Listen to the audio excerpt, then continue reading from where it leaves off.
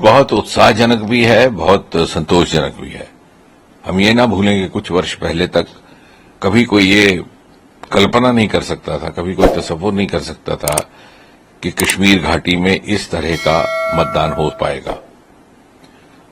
आज आपने देखा पिछले फेज में भी जब औसतन देश की टर्नआउट रहा 59-60%, तो केवल बारामूला में भी उतना ही था और आज भी वैसे ही ट्रेंड चल रहा है। मिड डे के बाद ही 35% से अधिक बढ़ गया, जो कि लगभग नेशनल एवरेज के बराबर है। और मैं समझता हूं कि इसका सबसे अधिक श्रेय जाता है प्रधानमंत्री श्री नरेंद्र मोदी जी को।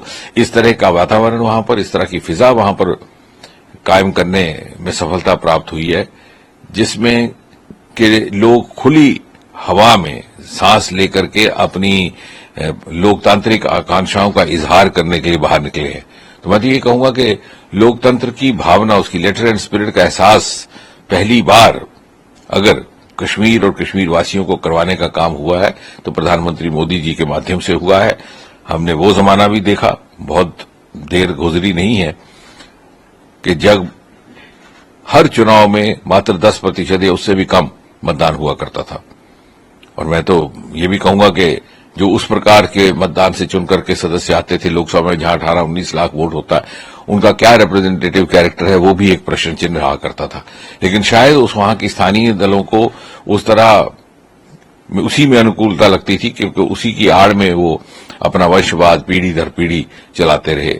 लेकिन अब सही एहसास जमहूरियत का कश्मीर के अवाम को होने का समय आया है। और अगर आप इसको कुल मिलाकर के देखें, पिछले 8-10 वर्ष के संदर्भ में जब से मोदी जी की सरकार बनी है, तो सही माने में जमीनी स्तर पर भी लोकतंत्र की स्थापना का काम अभी हुआ। पहली बार जिला परिषदों की स्थापना मोदी जी के आने के बाद हुई। मुझे विश्वास है कभी कोई विश्लेषक, कोई इतिहासकार इस बात का भी उत्तर ढूंढेगा कि क्यों कर ऐसा हुआ कि जब देश भर में जिला परिषदें थी, जम्मू कश्मीर में कायम क्यों नहीं की गई। और माफ कीजिएगा, यहां वो सरकारें सत्ता में थी जो स्वायत्तता की बात करती थी, ऑटोनॉमी की बात करती, स्वराज्य की बात करती, सेल्फ रूल की बात करती। लेकिन जो सेल्फ रूल, जो स्वराज्य धरती सी न जमा, तो क्या हुआ, यानी self rule of the self, अपने ही परिवार का सेल्फ। पहली बार सही माने में सेल्फ रूल क्या है, इसका एहसास मोदी जी के माध्यम से हुआ। इसी प्रकार पंचायतों को लेकर के, स्थानीय इकाइयों को लेकर 73 और 74 संशोधन संविधान का, जिसके तहत केंद्र से एलोकेट की हुई राशि सीधी पंचों सरपंचों तक पहुंचती है, वो वहां लागू नहीं किया गया था।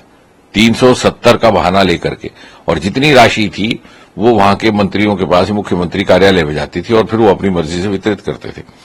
तो पहली बार मुझे ये भी साथ में कहूंगा कि जम्मू कश्मीर के अवाम को, वहां के लोगों को भारत की लोकतंत्र की मुख्य धारा का हिस्सा बनने का एहसास भी हुआ है, और उसमें उनको एक नए अध्याय की शुरुआत भी लगती है। और साथ ही साथ जिस तरह से मोदी जी के नेतृत्व में सारा देश एक तीव्र गति की विकास यात्रा में निकल चला है, जिसमें रोजगार के आयाम भी हैं नौजवानों के लिए, वो उसका हिस्सा भी बनना चाहता है। क्योंकि कश्मीर के अवाम, विशेषकर वहां के युवा, वहां के नौजवान बहुत ही आकांक्षी हैं, एस्पिरेशनल हैं। वो नहीं चाहते कि जिस प्रकार से अनेकों मौके, अनेकों अवसर दूसरे नौजवानों को उपलब्ध है देश भर में, वो उससे अपने आप को वंचित रखे। माइंडसेट इसलिए भी कि उस बहुत एक सीमित हो चुका था, लोग दिलचस्पी भी खो बैठे थे लोकतांत्रिक प्रक्रिया में, और तो दूसरी ओर आतंक का साया भी था। तो दोनों ही चीजें जब मिल गई तो मतदान 6%, 7% होता था।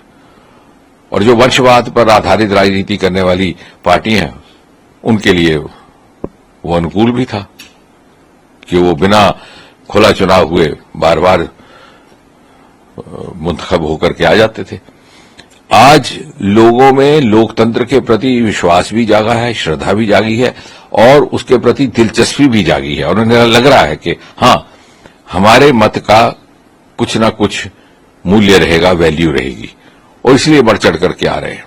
ये कोई मामूली बात नहीं है कि आपने पिछले फेज में भी देखा, आज के फेज में भी देख रहे हैं कि जो हमारी राष्ट्रीय स्तर पर औसतन मतदान की एवरेज है, उतनी केवल और केवल कश्मीर घाटी की कॉन्स्टिट्यूएंसी में आ रही है।